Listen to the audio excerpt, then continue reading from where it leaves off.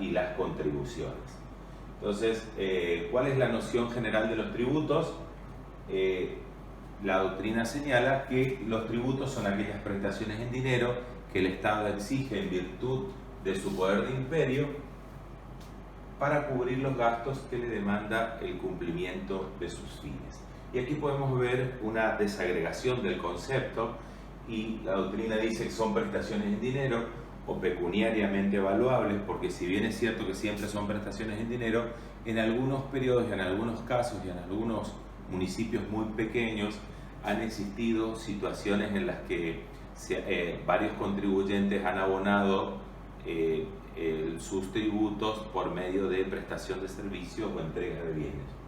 Son exigidas en ejercicio del poder de imperio, y esto es lo que se llama coacción unilateral y surge del poder de imperio, poder tributario o poder financiero que la Constitución le da al Estado a los efectos de poder exigir a los contribuyentes determinados tipos de obligaciones, en este caso de tributos. En virtud de ley, y esto responde al principio no hay tributo sin ley, que en latín era el famoso adagio nullum tributum sine lege, que lo sigue nuestra Constitución cuando establece que nadie está obligado a hacer lo que la ley no manda ni privado de lo que ella no prohíbe. Y en derecho tributario siempre vamos a ver que los tributos van a ser válidos siempre que hayan surgido de cuerpos colegiados. Es así que los tributos nacionales van a surgir del Congreso de la Nación, los tributos provinciales de la legislatura, y aquellas tasas, hoy también algunos impuestos, y en el caso de las contribuciones de mejoras van a surgir de los consejos deliberantes, y siempre van a tener como objetivo cubrir los gastos que demanda el cumplimiento de sus fines. En principio, el fin es fiscal. No sé si ustedes recuerdan lo que habíamos visto en la unidad 1 cuando habíamos hablado de las finanzas públicas, y la Corte ha dicho que el poder impositivo tiende ante todo a proveer de recursos al tesoro público y que es además un instrumento de regulación económica. Pero en principio el fin es fiscal. Si ustedes recuerdan, el fin fiscal era el objetivo de recaudar para que el Estado en forma inmediata pueda satisfacer necesidades públicas. ¿Cómo se clasifican estos tributos? En algunos países, como el nuestro por ejemplo, seguimos, o nuestra doctrina sigue, la denominada clasificación tripartita en impuestos, tasas y contribuciones. Y las características son las siguientes. Los impuestos son independientes de toda actividad estatal. Las tasas, en las tasas hay una especial actividad del Estado que se materializa en la prestación de un servicio individualizado, y en las contribuciones hay una actividad estatal que genera un especial beneficio. Entonces podríamos distinguir que esto es independiente de la actividad estatal. En las tasas hay un servicio que se individualiza y particulariza en el obligado, y en las contribuciones la palabra clave será la del beneficio, que son las razones por las que motivan o obligan al contribuyente a pagar los distintos tributos. Luego tenemos en el derecho comparado la clasificación de Geraldo Ataliba. Este tributarista brasileño divide en tributos vinculados y tributos no vinculados, y dice que los vinculados son las tasas y las contribuciones, y los no vinculados los impuestos, siguiendo los criterios que habíamos visto ya en el caso de nuestro país.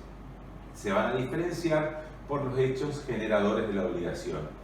En el impuesto, el hecho generador va a ser un hecho imponible, y el hecho imponible conceptualmente es un hecho o situación que tiene idoneidad abstracta como índice o indicio de capacidad contributiva. Vamos a ver qué es una situación o acontecimiento o que ocurre respecto del contribuyente que lo convierte en sujeto pasivo de la obligación tributaria. Y en el caso de las tasas y contribuciones, el hecho imponible es una actividad o gasto del Estado que se va a particularizar o que beneficia al obligado.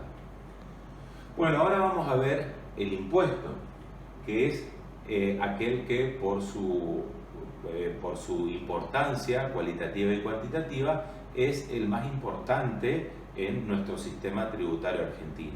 y las tasas y las contribuciones se los consideran tributos de menor importancia desde el punto de vista económico. Bueno, el impuesto es el tributo exigido por el Estado a quienes se hallan en situaciones previstas por la ley como hechos imponibles, siendo estos hechos imponibles ajenos a toda actividad referida al obligado, como habíamos comentado anteriormente. El hecho imponible, entonces, ajeno a una actividad estatal determinada, está relacionado a la persona o bienes del obligado y tiene que tener idoneidad abstracta como un revelador de capacidad contributiva. ¿Cuál es la idoneidad abstracta como revelador de capacidad contributiva? Que ese hecho de los diversos que pudiera tener el Estado, que ese hecho que elige para ser considerado un hecho imponible y que convierta en sujeto pasivo de un tributo al contribuyente, debe ser verdaderamente revelador de capacidad contributiva. En forma abstracta debe ser verdaderamente revelador de capacidad contributiva. O sea que le debe permitir a cualquier persona poder determinar que en ese hecho hay un acontecimiento que demuestra capacidad del ciudadano de poder pagar el tributo, es decir, de poder contribuir al sostenimiento del Estado. ¿Cuál es la naturaleza jurídica del impuesto? Se dice que es la sujeción a la potestad tributaria del Estado, es decir, toda aquella persona que resida dentro de los límites territoriales del país o que, como consecuencia de algún tipo de criterio de renta mundial esté alcanzado por el impuesto, va a tener la obligación de pagar el tributo. Es una institución de derecho público y la doctrina dice que es una obligación unilateral impuesta coactivamente por el Estado en ejercicio de su poder de imperio. Ahora, ¿cuál es el fundamento ético-político? En la antigüedad se decía que el fundamento lo daba la teoría del precio del cambio y se decía que el impuesto se pagaba como consecuencia de o por una compensación por servicios que el Estado le prestaba al ciudadano. Luego también, en el pasado, se hablaba de la teoría de la prima del seguro como un fundamento para el pago del tributo, diciendo que el Estado cobraba los tributos en compensación por la seguridad que el ciudadano le daba. Y en la actualidad se dice que el fundamento es la teoría de la distribución de la carga pública y que hace que en virtud de la solidaridad social y de la capacidad contributiva, cada uno de nosotros contribuyamos en la medida de nuestras posibilidades al sostenimiento del Estado.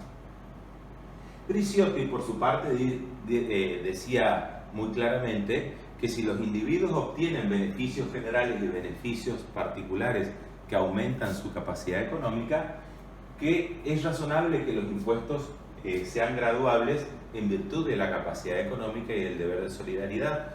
Y señalaba él, si hemos decidido o si hemos creado el Estado, es lógico que contribuyamos a su sostén. Y esto también va de la mano de lo que habíamos comentado en la unidad 1 referente a los fundamentos que hicieron o que llevaron a la creación del Estado y que luego generan la necesidad de que el Estado necesite recursos para poder funcionar. Bueno, ¿cómo se clasifican los tributos? Bueno, existen un sinnúmero de clasificaciones de los tributos. La doctrina señala que todas son válidas las clasificaciones que puedan darse. Lo que sí dice es que algunas serán más útiles y otras no tan útiles. Y entonces, pero vamos a ver algunas, las más importantes y fundamentalmente las que tienen base constitucional. Es así que vamos a ver la distinción entre impuestos directos e indirectos, entre proporcionales y progresivos y entre reales u objetivos y personales y subjetivos. Para recordar, podemos ver clasificaciones antiguas que no tienen hoy ningún tipo de importancia, es solamente a título informativo, que los impuestos en el pasado se clasificaban en internos y externos dependiendo de dónde ocurrían los hechos imponibles, si dentro o fuera del país, en especie o en moneda, teniendo en cuenta la forma en que se pagaban los mismos, y ordinarios y extraordinarios, teniendo en cuenta la regularidad con la que se cobraban estos tributos. Y así, por ejemplo, tenemos el impuesto extraordinario de guerra, un impuesto antiguo que se cobraba cuando determinados países incursionaban en conflictos bélicos. Bueno, los impuestos reales u objetivos y personales o subjetivos, ¿cómo se clasifican? Los impuestos reales u objetivos son aquellos que cuando se establecen y se determinan sus alícuotas no se tiene en cuenta el sujeto que va a pagarlos. Es así que, por ejemplo, en el caso del impuesto al valor agregado, supongamos el impuesto al valor agregado a un kilo de arroz, nosotros determinamos el valor del precio del arroz, le agregamos, en este caso la alícuota del 21%, y entonces la persona va a pagar el impuesto, independientemente, se va a pagar el impuesto del 21% sobre ese valor del arroz, independientemente de quién sea la persona que consuma el producto. En el caso de los impuestos personales o subjetivos, al momento de determinar quiénes van a pagar y cómo va a ser el sistema de gravabilidad del tributo, se va a tener en cuenta el sujeto que va a pagar el impuesto. Y entonces se van a establecer, en algunos casos, alícuotas y criterios diferenciales, teniendo en cuenta las condiciones personales del mismo. Luego tenemos la clasificación constitucional, como habíamos dicho, que está prevista en el artículo 75, inciso 2 de nuestra Carta Magna, y que se han establecido distintos criterios por parte de la doctrina para distinguir cuáles son impuestos directos e indirectos. Y el primer criterio es el denominado el de la posibilidad de traslación, y dice que van a ser directos aquellos impuestos en los cuales el legislador, al momento de la creación del tributo, no previó la posibilidad de traslación, o si es trasladable, es de dificultosa traslación. Y en este caso vamos a tener impuestos directos como por ejemplo el impuesto inmobiliario o el impuesto automotor. Son impuestos que cuando fueron creados no se pensó en la posibilidad de que aquella persona que pagaba el impuesto se lo traslade o traslade la incidencia del impuesto hacia otro sujeto. En el caso de los impuestos trasladables, sí, el legislador ya previó al elaborar el tributo, en el momento de la creación del tributo, previó que aquel contribuyente que iba a ser percutido por el impuesto, es decir, la persona que tiene que pagar ante los organismos de recaudación del impuesto, que no sea la que soporte en sus espaldas el peso del impuesto. Es lo que se denomina contribuyente incidido. Es decir, se produce una separación entre el contribuyente que va a pagar el impuesto ante el organismo de recaudación y entre aquel que va a soportar en sus espaldas el impuesto. Y esto ocurre fundamentalmente en los tributos que se llaman indirectos y que son aquellos denominados impuestos al consumo, donde el que soporta en sus espaldas el peso del impuesto normalmente es el consumidor final en la cadena de comercialización. Entonces, por la posibilidad de traslación. Luego tenemos los criterios administrativos y dicen que van a ser directos aquellos tributos o aquellos impuestos donde el contribuyente está identificado en listas o padrones, y allí se puede ver claramente la situación donde en los impuestos directos el contribuyente está identificado, como el caso del impuesto automotor, donde si soy titular registrado de un automotor ubicado en la jurisdicción de la provincia de Corrientes, me va a llegar una boleta con mi nombre y apellido y mi identificación personal, mi número de CUIP, mi domicilio y demás. Y en el caso de los impuestos indirectos, eso no va a ocurrir, no van a estar determinados quiénes son aquellas personas que sufren en sus espaldas el peso del impuesto, lo que técnicamente se denomina contribuyente incidido. Y luego tenemos el criterio de exteriorización de la capacidad contributiva en forma mediata e inmediata. Y la doctrina dice que van a ser impuestos directos aquellos donde la capacidad contributiva se la puede percibir en forma inmediata. Y en aquellos impuestos donde, por estar identificado el contribuyente, se puede determinar cuáles son los bienes que posee, ahí va a ser directo, cuáles son los ingresos que tiene, en el caso del impuesto a las ganancias o las rentas que obtiene, cuál es el patrimonio que posee.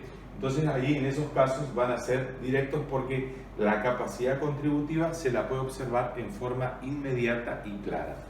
Y van a ser indirectos en aquellos tributos donde la capacidad contributiva se la puede observar en forma lejana o mediata a partir de una presunción.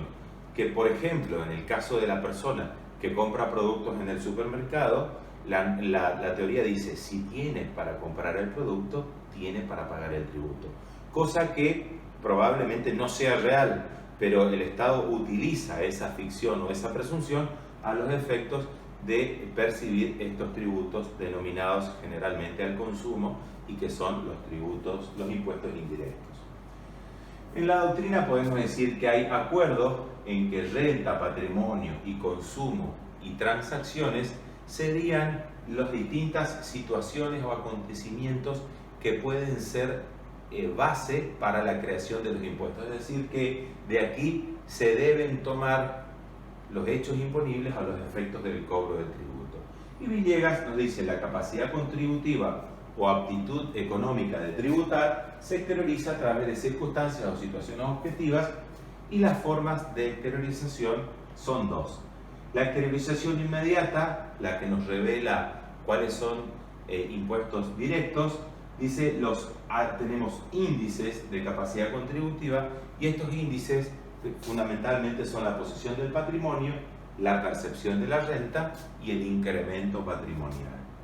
Y por otro lado, la exteriorización inmediata para los impuestos indirectos, nos vamos a encontrar que hay indicios. Obsérvese que acá tenemos índices y acá indicios, y estos indicios de capacidad contributiva van a ser la producción de bienes, la adquisición de bienes, el consumo de bienes y servicios, las actividades con fines de lucro y los actos o negocios jurídicos. Entonces, por un lado tenemos en los indirectos vamos a tener indicios y en los directos vamos a tener índices. Bueno, ¿cómo se encuadran en los tributos en la clasificación en la legislación impositiva argentina? Bueno, vamos a ver entonces que los impuestos directos, podemos ver que van a estar alcanzados el patrimonio en su totalidad, en el caso de los impuestos activos y a los bienes personales, en los impuestos al patrimonio en forma parcial, en los impuestos provinciales, como el impuesto inmobiliario de los automotores, en el caso de rentas como beneficios periódicos, fundamentalmente el caso de las personas físicas, va a ser el caso del impuesto a las ganancias, y los beneficios esporádicos debidamente comprobados en el impuesto nacional a los premios de determinados juegos y concursos. Y por otro lado, vamos a ver los impuestos indirectos, y dentro de los impuestos indirectos tenemos toda esta cita de distintos tributos que obviamente es meramente enunciativa: impuestos a la producción, la venta, la transferencia, la exportación de bienes, al suministro de servicios, IVA, internos, aduaneros a la exportación, a la primera transferencia de automotores, adquisición, importación o consumo de bienes o servicios, IVA a la importación, aduaneros a las importaciones, a la cinematografía, a la entrada de hipódromos, al consumo de gas y electricidad, al ejercicio de profesiones habitualmente lucrativas como el ingreso bruto y otros impuestos municipales, a la exteriorización documentada de actos y negocios jurídicos como el impuesto de sellos nacionales y provinciales. Debemos destacar que partes de estos impuestos hoy en día se encuentran derogados, pero que es bueno tener en cuenta las distintas imposiciones que hizo el Estado y cómo los consideró directos e indirectos, porque las características que tienen los impuestos es que, dependiendo de los criterios del gobierno, van siendo derogados o vuelven a ingresar al sistema tributario argentino. Bueno, ahora vamos a ver la tasa. Finalizado este breve pantallazo de los impuestos, vamos a ver la tasa, su concepto y cuáles son las características esenciales de la misma. Bueno, ¿qué podemos decir de la tasa? Son utilizados por municipios, cubriendo con ella la mayor parte de las erogaciones, y la doctrina dice que la tasa es un tributo cuyo hecho generador está integrado por una actividad del Estado divisible e inherente a su soberanía, hallándose esa actividad relacionada directamente con el contribuyente. Hay una terminología clave para pensar en las tasas, y hay una frase que dice que siempre la tasa se particulariza e individualiza en el individuo, y es un dato fundamental que tiene la tasa. Bueno, dentro de sus características esenciales debemos ver el carácter tributario de la tasa, y al referirnos al carácter tributario debemos remontarnos a las características de los tributos, es decir, que va a ser exigida coactivamente y que también va a ser creada por ley. Normalmente las tasas son creadas por los consejos deliberantes, si bien hay tasas nacionales y provinciales, que las nacionales van a ser creadas por el Congreso de la Nación y las provinciales por las distintas legislaturas. Ejemplo de ello son las tasas de justicia. Su hecho generador se integra con una actividad que el Estado cumple y que está vinculada con el obligado al pago, y esto es una de las características esenciales de este tributo. Siempre va a haber un hecho generador por parte del Estado, y la Corte Suprema de Justicia de la Nación ha sostenido que es de la naturaleza de la tasa que su cobro corresponde a la concreta, efectiva e interiorizada prestación de un servicio relativo al contribuyente. Y este es un dato muy importante, que si bien en algunos casos algunos tribunales provinciales han desobedecido este sano criterio de la Corte, esta es la regla general. Y es divisible, y esta característica surge implícita de la naturaleza particularizada del servicio. Bueno, en relación a la graduación o cuantía, existen un sinnúmero de teorías, pero dice, este tema dice los peligros de indefinición jurídica, vaguedad científica e indefinición del contribuyente, que encierran las distintas tesis. Podemos ver algunas de ellas, como por ejemplo la tesis del equilibrio del costo total del servicio, o la tesis de la graduación según la capacidad económica del contribuyente, y una parte de la doctrina sostiene que la tasa debe ser graduada según el valor de la ventaja que el servicio obtiene en el obligado. Debemos destacar que la doctrina hoy sigue el criterio de la graduación según la capacidad económica del contribuyente, y casi todos los municipios del país siguen ese criterio a los efectos de ir fijando la cuantía o la graduación de la tasa. Otro dato a tener en cuenta es que la cuantía de la tasa no hace su naturaleza como figura tributaria, y va a ser la cuantía o la graduación va a ser una fijación del resultado de la valoración política del legislador, como sucede en los demás tributos, y los límites van a ser a su legitimidad pero no a su naturaleza. Es decir, que si una tasa excede de los límites podría ser ilegítima, pero no va a dejar de ser una tasa. Es importante tener en cuenta eso, porque existían algunos criterios en el pasado que decía si la tasa es excesiva se convierte en un impuesto, cosa que no es así, sería una deformación, pero que podría ser corregida por medio de los tribunales ordinarios. Bueno, y vamos a ver ahora las contribuciones especiales y su noción general. En las contribuciones, dice, como habíamos señalado, la palabra clave en las contribuciones es la palabra beneficio, y son los tributos debidos en razón de beneficios individuales o de grupos sociales derivados de la realización de obras o gastos públicos o de especiales actividades del Estado. Entonces, estas contribuciones especiales dice que la palabra clave, como habíamos dicho, es el beneficio, y que se va a generar por medio o como consecuencia de una obra pública que el Estado realice o de un servicio estatal especial, que lo van a recibir personas determinadas o grupos sociales determinados. Y hay que tener en cuenta que el beneficio es una presunción que se agota jurídicamente en el pensamiento del legislador, que es una realidad verificada jurídicamente pero no prácticamente. Y ahora vamos a analizar esta cuestión puntual. En el tema de las contribuciones especiales, dice, la ventaja que tienen estas contribuciones se da por la predisposición psicológica favorable en el obligado de la comunidad, dice, porque hay una vinculación del gravamen con las actividades estatales que generan un beneficio al contribuyente, y entonces eso hace que el contribuyente tenga mayor voluntad de pagar estas contribuciones especiales. Se diferencian con el impuesto por la prestación en el impuesto la prestación no es correlativa a una actividad estatal alguna, con la contribución requiere del Estado una actividad productora de un beneficio, y se diferencia con la tasa porque en la tasa se exige un servicio individualizado en el contribuyente, aunque no se produzca una ventaja o un beneficio.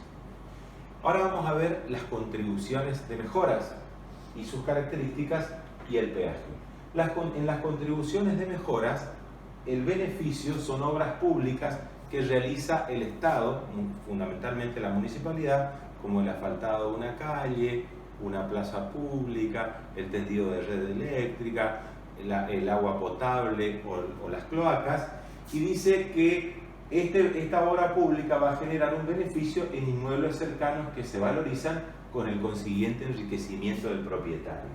Y aquí teníamos los ejemplos de los que estábamos hablando, que es lo que genera la obligación del pago del tributo. Y lo que dice la doctrina es que el hecho generador se integra con el beneficio obtenido por la realización de la obra pública. Los elementos que tiene la contribución de mejoras, hay que destacar que es una prestación personal, la obligación de pagar la contribución es de carácter personal, como sucede en todos los tributos, y nace cuando se finaliza la obra pública beneficiante. ¿Qué pasa en el caso de la venta en relación a un inmueble que está sometido justo a una obra pública que va a generar la contribución? Dice que luego de la obra terminada, el sujeto, en el caso de que se haya vendido el inmueble, el sujeto que adeude el gravamen va a ser el vendedor. Ahora, si se finaliza la obra después de la venta, el deudor es el comprador del inmueble valorizado. Así lo ha reconocido nuestra jurisprudencia en numerosos fallos que son muy claros en esta cuestión. Bueno, ¿cómo se va a calcular el beneficio derivado de la obra? Bueno, se va a determinar en forma aproximada. En algunos casos, por ejemplo, se toma el valor de la obra y se divide por los frentistas cuando se va a asfaltar una calle o la pavimentación, o también se proponen como alternativas de la doctrina la doble tasación antes y después de la obra, la fijación de una alícuota proporcional al valor del inmueble, y también dice, este va a ser un índice presuntivo de valoración, el reparto del costo de la obra entre todos los que se consideren beneficiados. Bueno, en el punto C se habla de la proporción razonable entre el presunto beneficio obtenido y la contribución exigida. Y para este caso se proponen 3 pasos. El primero, se especifica cuáles son los inmuebles influidos o valorizados por la obra pública, es decir, se va a determinar un límite geográfico en el cual la obra que se va a realizar va a generar beneficios. Se especifica qué parte del costo de la obra debe financiarse por los beneficiarios. Normalmente, en el caso de la pavimentación, una parte la enfrenta la municipalidad y otra parte se le cobra a los frentistas, y luego se establece cómo va a ser distribuida esa proporción a cubrir entre esos beneficiarios, y allí se pueden utilizar, conforme la realidad práctica, parámetros variables. Bueno, el destino del producto. ¿Qué dice la doctrina acerca del destino del producto? Porque acá se genera una discusión si lo que se recauda por la contribución de mejoras debe ser solamente para hacer frente a esa obra o si puede existir excedentes. El producto no debe tener un destino ajeno a la financiación de la obra o las actividades que constituyen el presupuesto de la obligación, pero mucho más razonable, dice Harrach, es la recuperación de los costos de la obra para su utilización en el financiamiento de otras futuras. Por otra parte, si bien el ideal es que los fondos de las contribuciones se destinen a financiar las obras productoras del beneficio de otras futuras, la no afectación no puede conducir a negar la validez o especificidad del tributo. Es aplicable al respecto lo que se sostiene en relación a la tasa. El destino que se le dé no va a modificar la naturaleza jurídica de este tributo. Y luego tenemos las contribuciones parafiscales. Esta es una prestación exigida coactivamente por el Estado a favor de un